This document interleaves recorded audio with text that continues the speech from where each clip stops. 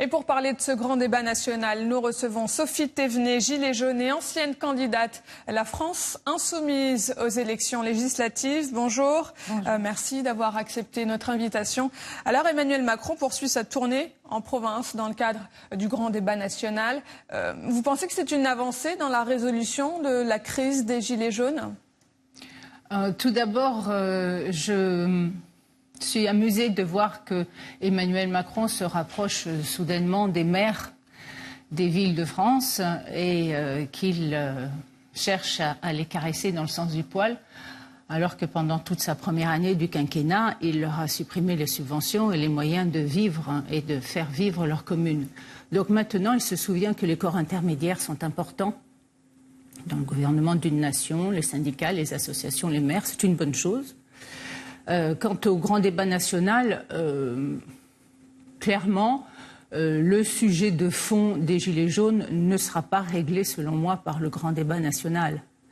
Les citoyens qui participeront au grand débat en croyant que des mesures concrètes pourraient en sortir en 2019 pour régler la crise politique feront l'apprentissage, encore une fois, des promesses non tenues.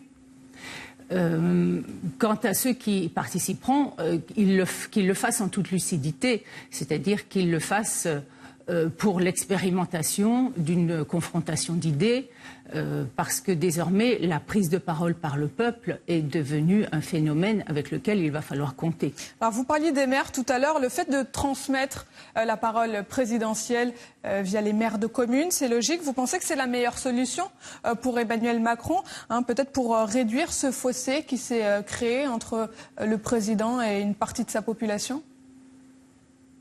Je pense que c'est une opération de com'. Je pense que c'est une opération de com' de la même façon que le grand débat est une opération de com'. Et que de toute façon, les gens sont suffisamment informés. Les gens sont beaucoup plus intelligents qu'on ne le pense. Ils sont informés. Ils ne savent pas toujours mettre des mots sur les événements. Mais désormais, ils ont pris la parole. Ils ont pris la parole dans les ronds-points. Ils ont pris la parole dans les comités de quartier. Ils vont prendre la parole dans le grand débat national.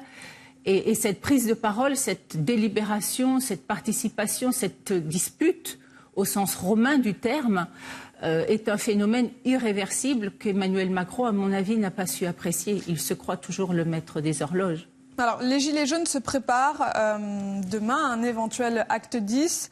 Le mouvement a débuté il y a 2 mois. Il ne semble pas s'essouffler. Au contraire, ce ne serait pas plus judicieux de s'arrêter, peut-être un temps, et de laisser sa chance au grand débat national ?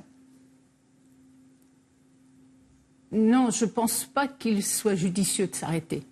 Je pense au contraire qu'il faut marquer le pas et qu'il faut continuer, qu'il faut être de plus en plus nombreux, parce que c'est cette participation massive des citoyennes et des citoyens qui fait comprendre au pouvoir politique en face que la justice fiscale, la justice sociale sont un incontournable. Le modèle social français fait partie de notre ADN, il fait partie de notre histoire. Nous n'y renoncerons jamais.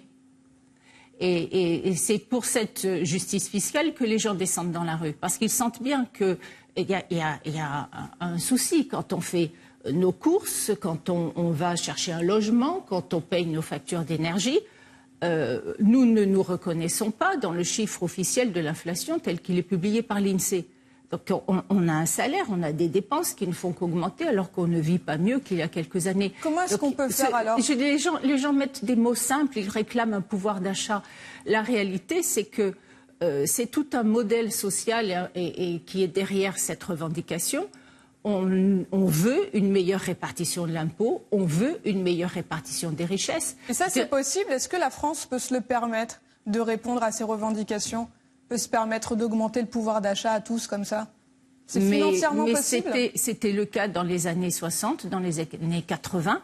L'impôt sur le revenu était bien plus élevé qu'il ne l'est aujourd'hui. Est-ce que la France vivait moins bien? Qu'est-ce qui donc a provoqué cette paupérisation croissante de la population française? Je ne parle pas que de la population française, d'ailleurs, le phénomène se répète sur toute l'Europe. Le mouvement des Gilets jaunes se nourrit de 40 ans de promesses non tenues par les politiques à l'égard des couches les plus populaires. Et les couches les plus populaires ont été rejointes par la population des milieux ruraux, qui ont été rejoints par les non-encartés, qui ne se reconnaissent dans aucun parti politique, rejoints par les classes moyennes, qui sont aussi atteintes par la paupérisation, les retraités, les fonctionnaires, les petits patrons, les indépendants, bref, tous ceux qui ne croient plus en l'avenir. Ça sera le mot de la fin, Sophie Thévenet. Merci d'avoir répondu à nos questions. Je rappelle que vous êtes gilet jaune et ancienne candidate La France insoumise aux élections législatives. Merci.